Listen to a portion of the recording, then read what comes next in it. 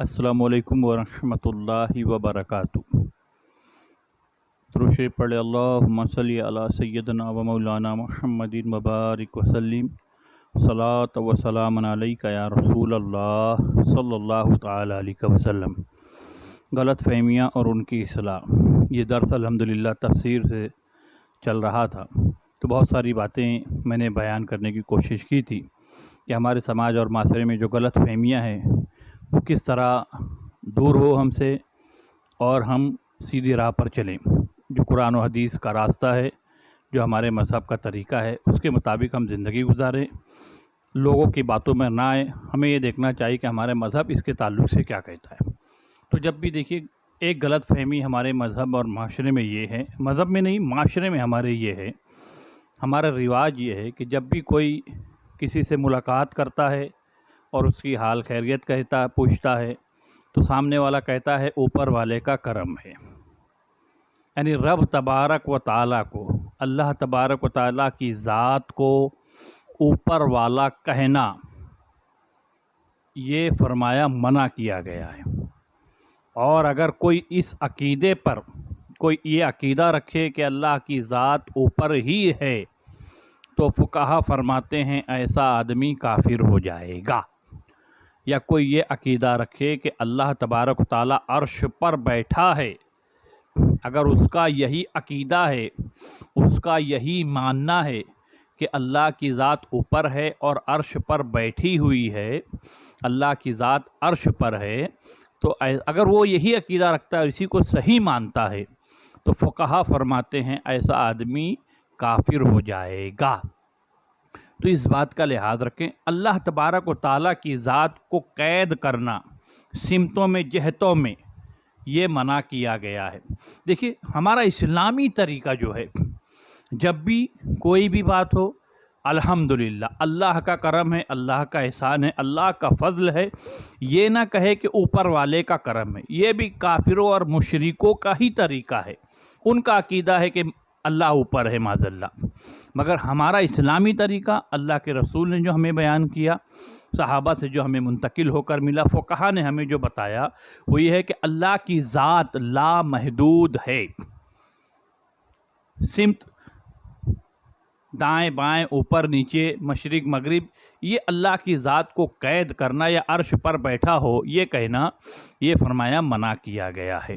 क्योंकि फरमाया अल्लाह तबारक व तआला जब कुछ नहीं था तो अल्लाह की ज़ात थी, और जब कुछ भी नहीं रहेगा, जब भी अल्लाह की ज़ात बाकी रहेगी।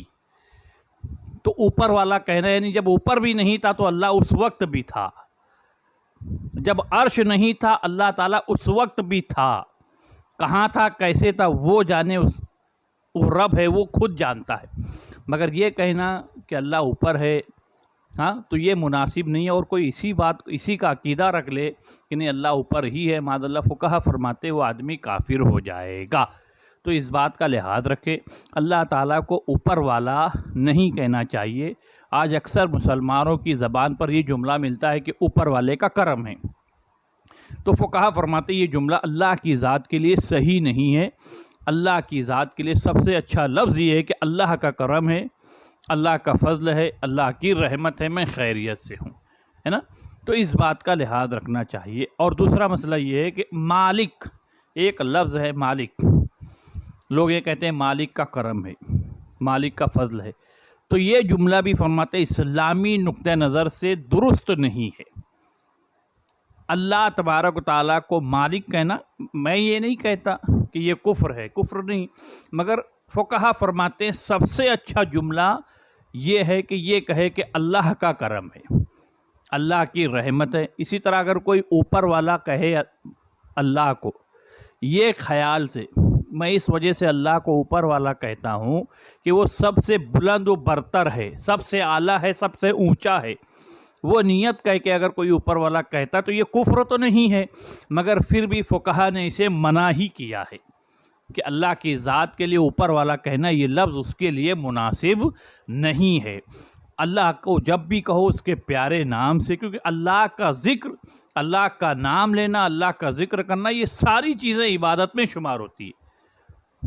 تو ان سب باتوں کا لحاظ، یہ غلط فہمی ہے آج ہمارے سماج میں کہ اکثر لوگ اللہ کو اوپر والا کہہ دیتے ہیں، تو یہ نہیں ہونا چاہیے، اس سے ہم کو بچنا چاہیے۔